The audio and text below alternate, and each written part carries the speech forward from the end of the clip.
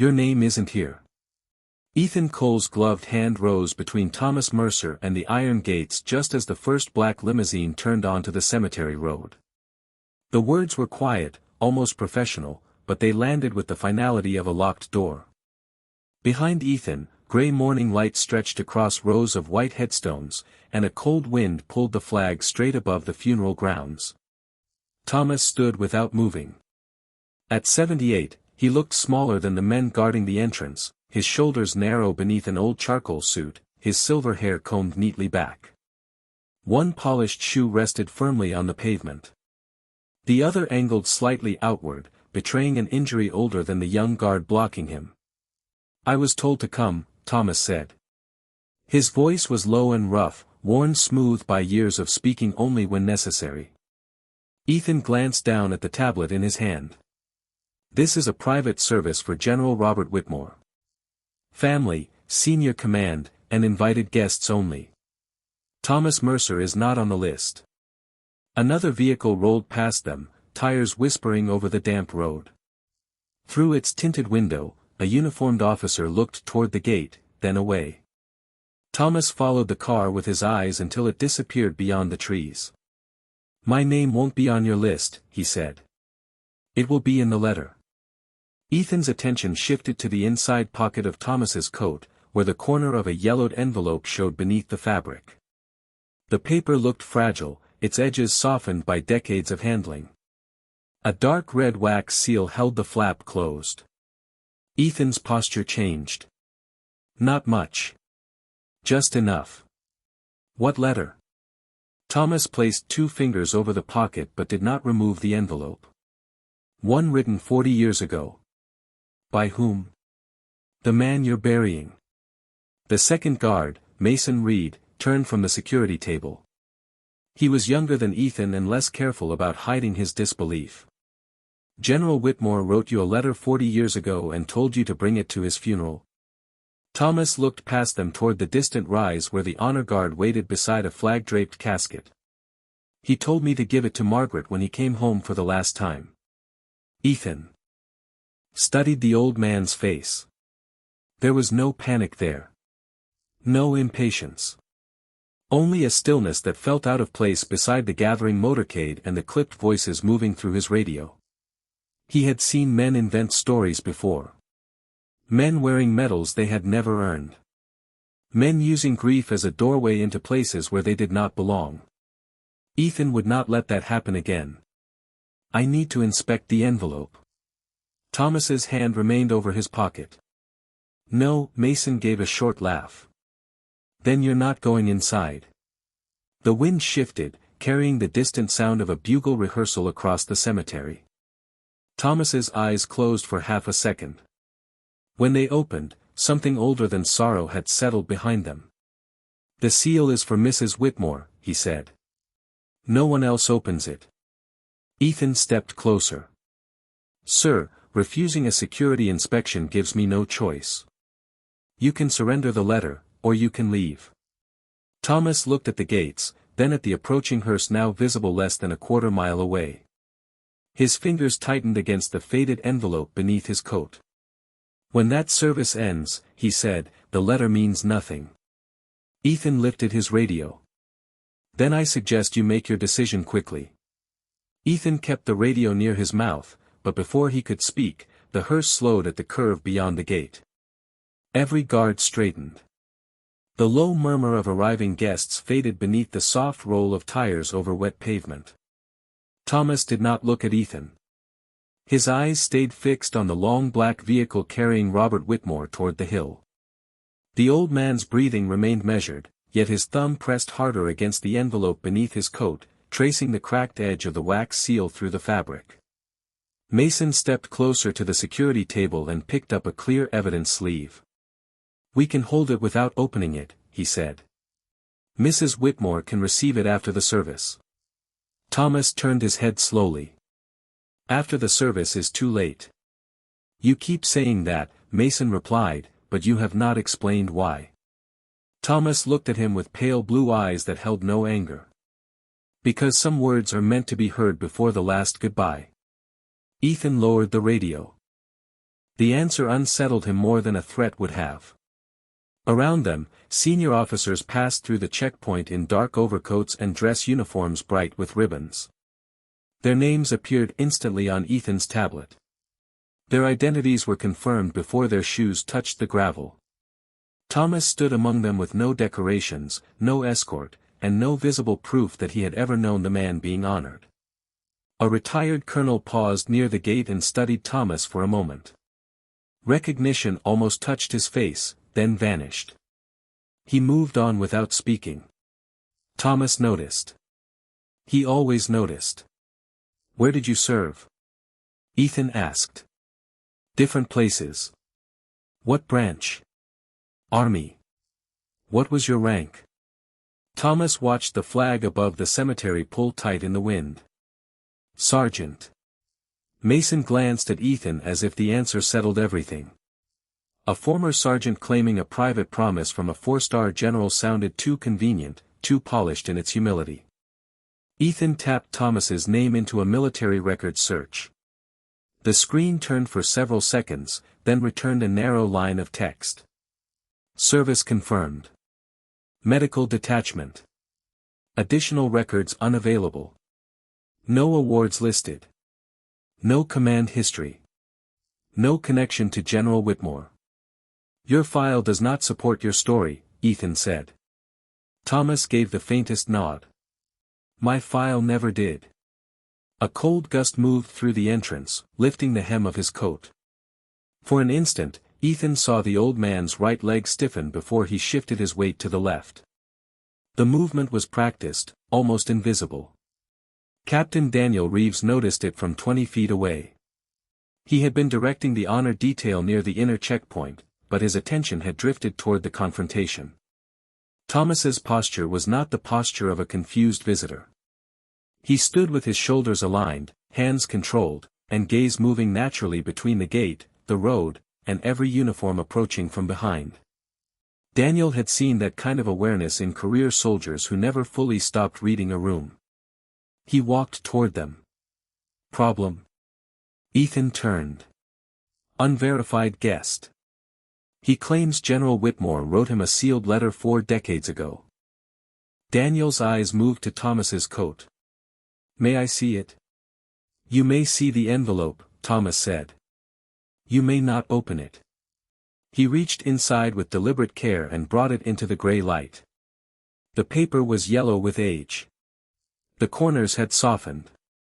Across the front, in faded black ink, someone had written Margaret Whitmore's full name.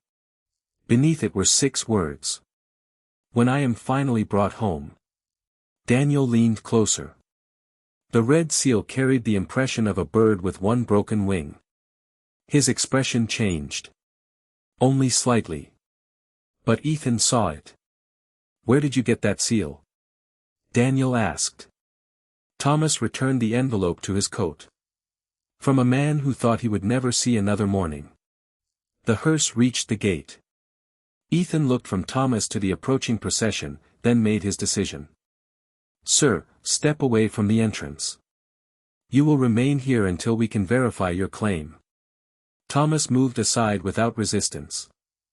As the gates began to open for the hearse, he stood alone beside the stone wall, close enough to see Robert Whitmore come home, but not close enough to walk beside him.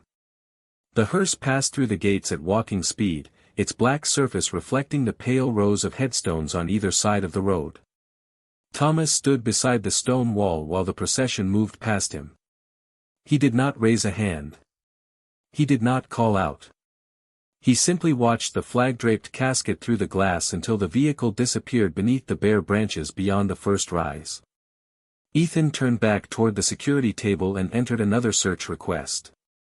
"Thomas Mercer, Army Sergeant, Medical Detachment," he said aloud, as though repetition might force the record to reveal more. No listed commendations. No assignment connected to General Whitmore. No invitation. Thomas remained silent. Mason folded his arms.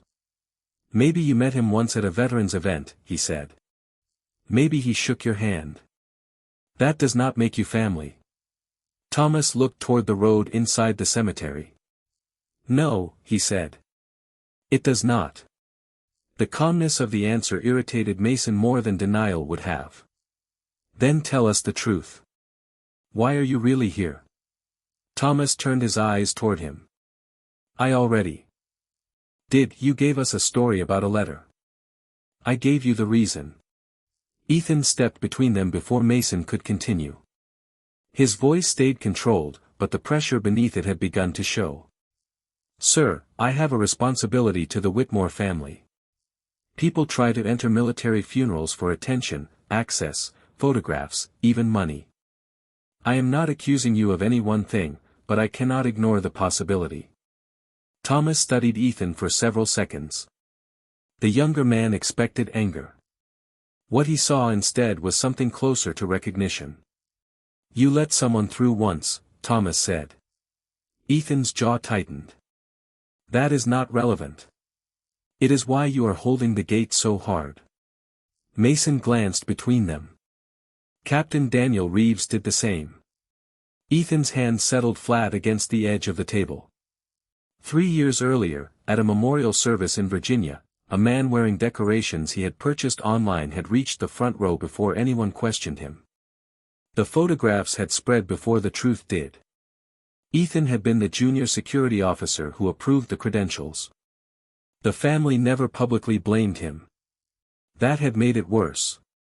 My history is not under review, Ethan said. Yours is. Thomas nodded once. Then review it carefully. Daniel moved closer to the old man. You said sergeant. Were you a field medic? Sometimes. Sometimes. Titles changed depending on where we were. Daniel glanced at the envelope hidden again inside Thomas's coat. And where was that? Thomas's eyes shifted to the red wax seal as if he could see it through the fabric. A place that was never supposed to have our names attached to it. Mason gave a tired breath. Convenient. Thomas did not answer him. A bell sounded from deeper inside the cemetery, low and measured. The honor detail was beginning its final preparations. Through Ethan's radio came a clipped message announcing that the family had arrived at the ceremonial site. Thomas checked the old silver watch on his wrist. The glass was scratched, and the leather band had been repaired twice. How long until the service begins? He asked. 12 minutes, Daniel said. Ethan looked at him sharply, but the answer was already given. Thomas pressed his lips together. Then you have 12 minutes to decide whether your fear matters more than his last request. Mason stepped forward. That is enough. He reached for Thomas's arm, intending only to guide him farther from the gate. Thomas moved before the hand touched him. It was not fast in the way of a young man. It was precise. One measured step, a turn of the shoulder, and Mason's hand closed on empty air. Thomas's right leg buckled slightly when his weight shifted. He caught himself against the stone post, and his coat sleeve pulled back. A long pale scar ran above his wrist beside a faded line of numbers inked into the skin. Daniel's eyes fixed on them. Hold on, he said. Thomas lowered his sleeve. Too late. Daniel had already recognized the format. It was not a service number. It was an old medical evacuation code from a classified recovery unit. He looked again at the broken wing seal, then at Thomas. 6 men wore that mark, Thomas said quietly. 2 came home. The bell sounded again. 11 minutes remained. Daniel stepped closer, lowering his voice so only Ethan, Mason, and Thomas could hear. That code belonged to a recovery team attached to an operation in 1984. Thomas's face did not change, but the wind seemed to press harder against his coat. Ethan looked from the faded numbers on the old man's wrist to Daniel. You recognize it? I recognize the format, Daniel said. The actual records were sealed. Mason gave a skeptical shake of his head. Sealed records do not prove he knew General Whitmore. No, Daniel replied. But they prove we should stop treating him like a confused visitor. The words settled heavily between them. Ethan glanced toward the cemetery road. The hearse had vanished over the hill, and the last of the family vehicles was approaching the inner grounds. His radio announced 10 minutes until the ceremony. Procedure told him to keep the gate secure. Instinct told him something had shifted. Thomas withdrew the envelope again, holding it by the edges. In the gray light, the wax seal appeared almost black. The broken-winged bird pressed into its center had one eye, one claw, and a deep notch across the body. Daniel studied it carefully. "May I photograph the seal?" Thomas considered him. "Only the seal." Daniel took out his phone and captured a single image. Ethan watched the old man return the envelope to his coat with the care of someone replacing a fragile piece of history. "Who gave you that mark?" Daniel asked. "Captain Robert Whitmore," Thomas said. It was the first time he had spoken the general's full name. He was not a general then. What was he? Young. Stubborn. Certain he could carry everyone else before he learned that sometimes a man has to let someone carry him. Mason shifted impatiently. "That still sounds like a story." Thomas looked at him. "Most truth does, when the records are missing." Daniel sent the photograph to an old military historian named Paul Harlan, who was attending the service farther inside the cemetery. Harlan had spent 20 years researching units that officially existed only as blank spaces in archived reports. The message showed as delivered. No reply came. 9 minutes remained. Ethan folded his arms. "Tell us what happened." Thomas stared beyond the gate. The cemetery grass moved in long silver waves beneath the wind.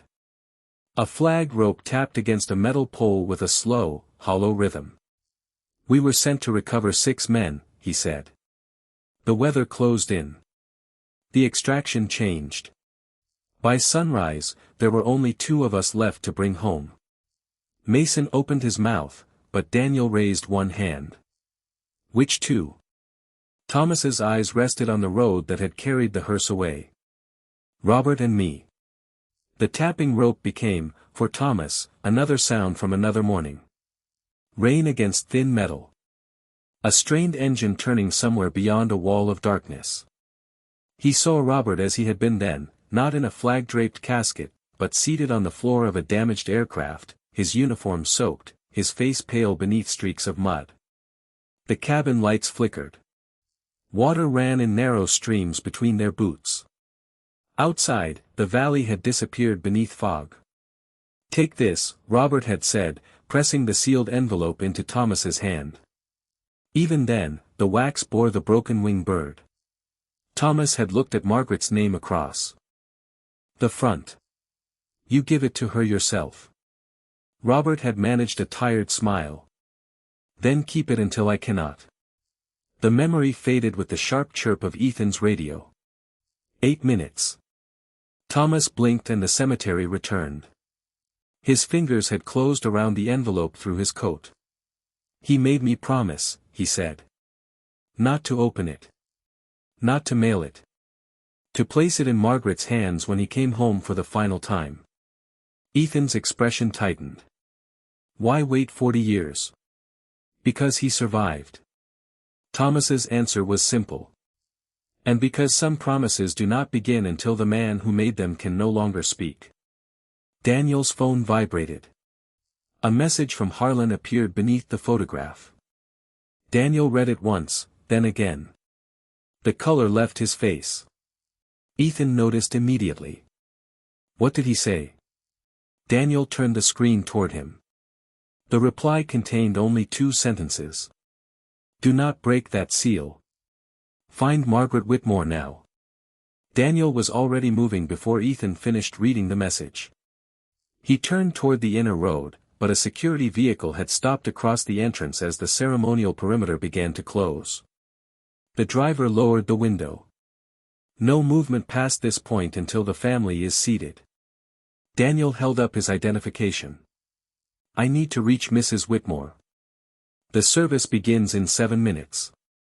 Orders are to lock the route." The window rose again, and the vehicle rolled forward, sealing the lane. Ethan watched it settle into place. For the first time that morning, procedure no longer felt like protection. It felt like a wall. "Call her detail," he said. Daniel tried. The first call went unanswered. The second transferred to a staff officer who said Margaret Whitmore had already entered the family enclosure and would not be disturbed. Daniel looked at the message again. "Do not break that seal.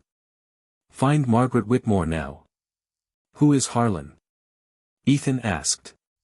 "A retired Army archivist. He knows more about buried operations than most people who authorize them."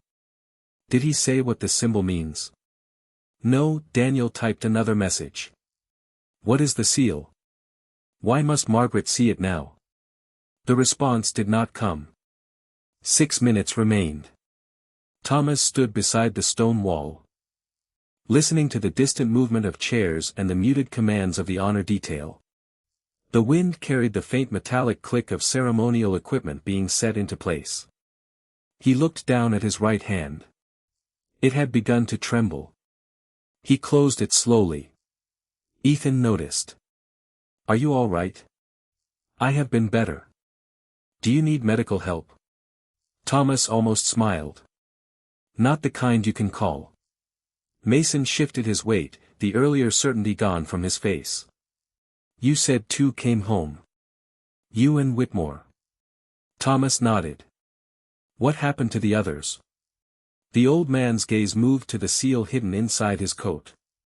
"They stayed where their names could not follow. No one spoke after that." The quiet pulled Thomas backward through time. The gray cemetery light dimmed into the weak amber glow of an aircraft cabin. Rain drummed across the roof. Robert Whitmore sat against the wall, struggling to remain conscious, one hand pressed over a field dressing beneath his jacket. Thomas knelt beside him, checking his breathing, counting each shallow rise of his chest. The radio offered only broken static. The extraction crew was delayed. The valley below had disappeared beneath fog. "You need to leave me," Robert had whispered. Thomas tightened the blanket around his shoulders. "That is not happening. The aircraft will not hold both of us if they come back. Then they will make 2 trips. Robert gave a quiet, tired laugh. "Still giving orders, Sergeant?" "Only to captains who have forgotten how to think." The laugh became a cough, and Thomas steadied him until it passed. Then Robert drew the envelope from inside his uniform. It was dry despite everything around them, protected beneath layers of cloth. Margaret's name crossed the front in his careful handwriting. "Not until the end, Tom." Thomas did not take it. "You are going to hand it to her. Promise me." "Robert." "Promise." The cabin tilted as the wind pressed against the damaged frame. Somewhere outside, metal groaned. Thomas looked at the man he had carried for nearly 5 miles through mud, rain, and darkness. He took the envelope. "I promise." Robert closed his eyes. Thomas kept 2 fingers against his wrist and counted every heartbeat until the rescue crew arrived. The memory released him when a bugle sounded one clear note from beyond the hill. Thomas drew a slow breath. His fingers were still pressed against the envelope. "I kept him awake until morning," he said. Ethan looked at him. "That was how you saved him?" "That was only the last hour." Daniel's phone vibrated. Harlan's reply appeared. The Broken Wing seal belonged to a 6-man recovery team that operated without public records in 1984. Robert Whitmore was the only officer whose later career could be traced. The unit medic was listed only by a call sign. Mercy 7. Daniel lifted his eyes. "Thomas," he said carefully, "was that you?" Thomas looked through the closed gate toward the place where his oldest friend waited beneath a flag. "It was the name Robert used when he needed me to bring someone home." Another command sounded from inside the cemetery. 5 minutes remained. Ethan reached for the barrier controls. Mason stopped him. "You opened that gate without authorization, and this detail is finished. Ethan stared at the red light above the lock. Then he looked at Thomas, the envelope, and the road he had been ordered to keep closed. "Maybe," he said quietly, "we have been guarding the wrong thing." Ethan's hand hovered over the barrier controls, but before he could touch them, Daniel caught his wrist. "Not yet," he said. "If we force the gate, security will shut down the entire ceremony." Ethan looked toward the sealed road, where the red light above the lock remained steady. "Then what do you suggest?" Daniel raised his radio and changed channels. "I find someone with the authority to stop this before we make it worse." He called the command post once. No answer. He called again, identifying himself by rank and assignment. A staff officer responded in a clipped whisper. "Captain Reeves, the family is seated. All non-essential communication is suspended." Daniel looked at Thomas. "This is essential." "Everything feels essential 5 minutes before a funeral," the voice replied. "Stand by until the service concludes." The channel went silent. Thomas lowered his eyes. The first notes of the bugle floated over the hill, thin and distant in the winter air. The sound crossed the cemetery, passed through the iron gate, and settled around him like something remembered. Inside, Robert Whitmore was surrounded by generals, senators, old friends, and family. Outside, the man who had carried him through the longest night of his life stood beside a stone wall with no place in the official record. Mason looked toward the inner road. "The ceremony has started." "Not the final portion," Daniel said. "We still have time." "For minutes," Thomas replied. Ethan turned to him. "How do you know?" "Robert told me exactly when the letter had to be opened." He removed the envelope once more. His hands were steady now. "Before the flag is folded. Before they speak of the life everyone knows. Margaret must read what came before it." Daniel studied the writing on the front. "What happens if she does not?" Thomas looked toward the hill. "Then Robert leaves this world with the truth still locked outside." The words changed the silence. Ethan reached for his radio. "I will call the family detail directly." He entered the emergency code reserved for immediate threats to ceremonial security. The response came at once. "State your emergency." Ethan looked at Thomas, then at the envelope. "A sealed personal document from General Whitmore has arrived under circumstances requiring verification by Mrs. Whitmore." "Is there a physical threat?" "No." "Then hold the individual until the service ends." "The document gives instructions for the service itself." A pause followed. "Source." Ethan drew a breath. "Sergeant Thomas Mercer. Former Army Medical Detachment. Possible member of a classified recovery unit known by the call sign Mercy 7. Mason stared at him. Daniel did not move. Even Thomas seemed surprised that Ethan had spoken the name aloud. Static whispered through the radio. Then a different voice answered, older and sharper. "Repeat the call sign." Ethan did. Another pause. This one was longer. "Do not open the envelope. Do not release the bearer. I am sending someone." The connection ended. Mason looked relieved. "Good. We wait." Thomas checked his watch. "There is no time to wait." "They are sending someone," Ethan said. "From where?" "Inside." The second bugle phrase carried across the grounds. 3 minutes remained. A black sedan appeared beyond the security vehicle, moving quickly along the inner road. It stopped short of the barricade, and a gray-haired man in dress uniform stepped out before the driver could open his door. 3 silver stars marked his shoulders. He crossed the road with the controlled urgency of someone who had spent a lifetime being obeyed. The security driver lowered the barrier without being asked. General Samuel Hart came through alone. His eyes passed over Ethan, Mason, and Daniel before settling on Thomas. For a moment, no one spoke. The general looked at the old man's face, then at the envelope in his hand. "Mercy 7, he said softly. Thomas gave one small nod. Hart removed his cap. "Robert told me you might come."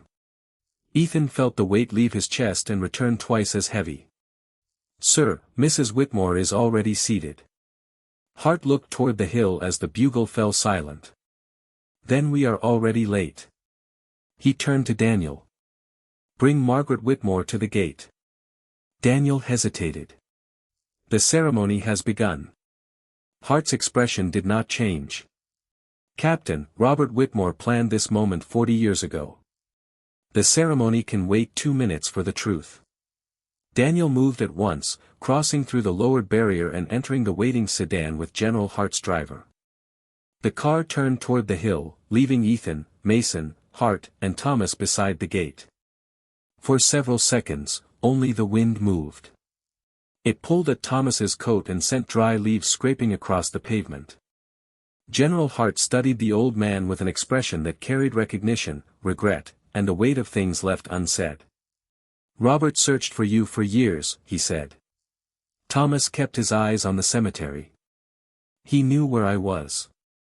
He knew the town. He did not know whether you wanted to be found. There is a difference." Hart nodded.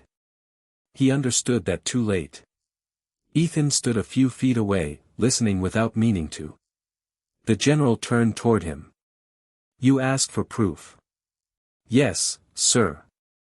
The proof was buried because men like Robert were ordered to protect the mission before they protected the truth." Thomas's jaw tightened. Robert did what he was told. And spent the rest of his life trying to correct it. Hart looked toward the hill, where the funeral party waited in a silence no schedule had planned. "He told me what happened in that valley. Not all at once. It took him nearly 20 years. Thomas said nothing. The distant bugle note faded, and in its place came the low memory of rain. Once again, Thomas saw the narrow valley beneath a black sky. 6 men had entered before dawn. Their task had been simple on paper: recover 2 stranded intelligence officers and leave without creating a record. Nothing about the valley had been simple. Fog swallowed the ridges. Radio signals disappeared between the mountains. The extraction aircraft reached them damaged and unable to remain in the air. By nightfall, the 6-man team had been scattered. Thomas found Robert near an abandoned weather station, weak from exposure and barely able to walk. 4 others remained somewhere beyond the ridge. Thomas had wanted to search for them. Robert had known the weather would close the only route home. "You cannot save everyone," Robert had said. Thomas had tied a support around Robert's injured leg and lifted him to his feet. "I can save the man in front of me." They moved through nearly 5 miles of mud and freezing rain, resting only when Robert could no longer stand. Thomas carried the medical pack, the radio, and half of Robert's weight. At the aircraft, the pilot warned that the damaged frame could not safely take both men. Robert told Thomas to leave without him. Thomas refused. He removed every piece of equipment that was not essential, threw out his own pack, and stayed beside Robert as the aircraft rose into the fog. The official report later stated that Captain Whitmore had led the recovery and returned under his own command. Thomas's name did not appear. Neither did the names of the 4 men who never came home. Robert received his first major commendation for that operation, Hart said at the gate. He tried to refuse it. Thomas looked down at his hands. They told him refusal would raise questions. So he accepted it. Then he used every promotion, every command, and every favor to search for a way to restore your record. Hart's voice softened. You stopped him. The 4 who stayed behind deserved their names first. Ethan felt the words settle over him. Thomas had not disappeared because he lacked proof. He had chosen silence because recognition for 1 man would have left 4 others forgotten. A vehicle appeared on the inner road. Daniel sat in front. In the rear seat was an elderly woman dressed in black, her silver hair held neatly beneath a small hat. She carried a framed photograph against her chest. The sedan stopped beyond the barrier. Daniel opened the rear door, and Margaret Whitmore stepped onto the pavement. General Hart moved to assist her, but she raised one hand and walked forward alone. Her eyes found Thomas immediately. The photograph in her arms showed 6 young men standing beside an aircraft 40 years earlier. One face had been circled in Robert's handwriting. Margaret stopped 3 feet from Thomas. Her voice trembled only once. "Are you Mercy 7? Thomas looked at the photograph, then at the woman who had waited 4 decades for an answer she never knew existed. He removed the envelope from his coat and held it out with both hands. "Ma'am," he said, "your husband asked me to bring him home." Margaret Whitmore did not take the envelope at once. Her eyes remained on Thomas, searching the weathered lines of his face for the young man in the photograph she held against her chest. The wind lifted the edge of the image, revealing Robert's faded handwriting beneath the circled figure. Mercy 7. Thomas waited without moving. 40 years had taught him that some moments could not be hurried. At last, Margaret shifted the photograph to one arm and accepted the envelope with both hands. Her fingers touched the old wax seal, and the composure she had carried through the morning faltered. "He kept this from me," she said. General Hart lowered his gaze. "He kept it for you." Margaret looked at Thomas. "And you carried it all this time?" "It was not mine to put down." The answer seemed to age the morning around them. Ethan stood near the security table with his cap tucked beneath one arm, no longer trying to appear certain. Mason had stepped back from the gate.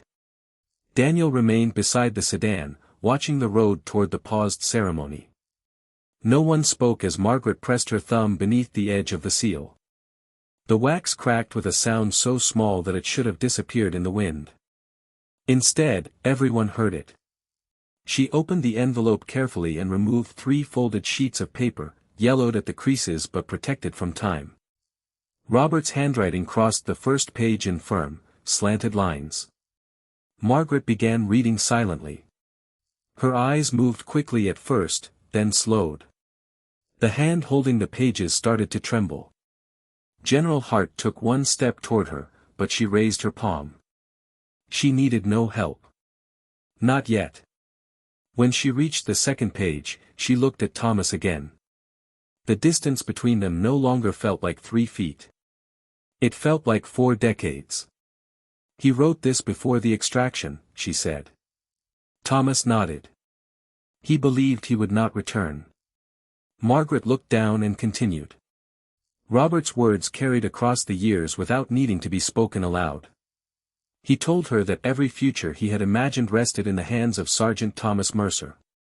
He wrote that Thomas had refused to leave him behind, had carried hope when Robert had none, and had given up his own place on the first flight out because another wounded man needed it more. He wrote that if he survived, the world might remember an officer and forget the medic who made that survival possible. Margaret reached the 3rd page. Tears gathered in her eyes, but her voice remained steady when she began to read aloud.